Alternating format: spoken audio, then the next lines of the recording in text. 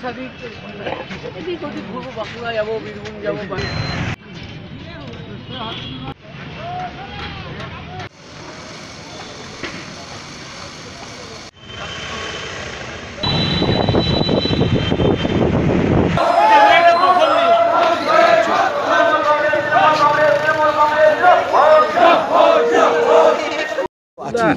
মুখ্যমন্ত্রী আজকে উত্তরকন্যাতে বলেছেন নভেম্বরে ব্রিগেড প্যারেড গ্রাউন্ডে একটা সভা করবেন, সেখানে ভারতবর্ষের সমস্ত রাজনৈতিক দলকে আমন্ত্রণ জানানো।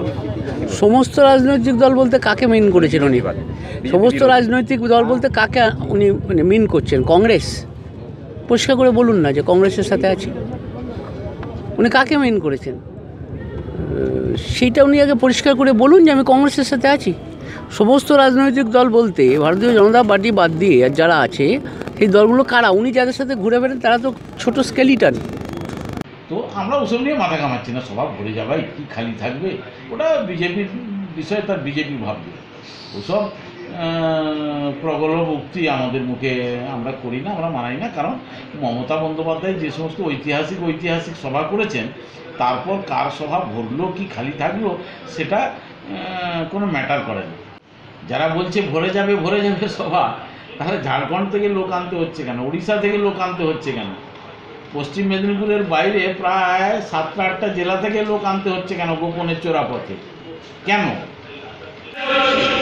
যে আপনি 125 কোটি দেশ চালান আর মমতা বন্দ্যোপাধ্যায় 9.5 কোটি একটা রাজ্য চালান। 9.5 কোটি রাজ্য চালিয়ে তিনি একটাই এসেছিলেন জুলাই করতে, যে লোক জমায়েত করবেন। মোদীজিকে চ্যালেঞ্জ করা হলো, আপনি তার একের পর ভাগ যদি লোক জমায়েত করতে পারেন মেদিনীপুর শহরে, তাহলে আপনি আমার রাজনীতি ছেড়ে দিন। আপনি বাংলার একটাও লোক পাবেন না। অনেক রকম নেতৃত্বে যে সংগঠন তৈরি হয়েছে, সেই জায়গায় দাঁড়িয়ে মোদীকে পুলিশ করার জন্য পশ্চিম মেদিনীপুর, পূর্ব মেদিনীপুর আসবে না। আসবে কারা? যে ঝাড়খণ্ডে এখন বাকি করে। আরও খবরের আপডেট পেতে সাবস্ক্রাইব করুন আমাদের ইউটিউব চ্যানেলটি আর বেল আইকনে ক্লিক করুন নোটিফিকেশনস পেতে।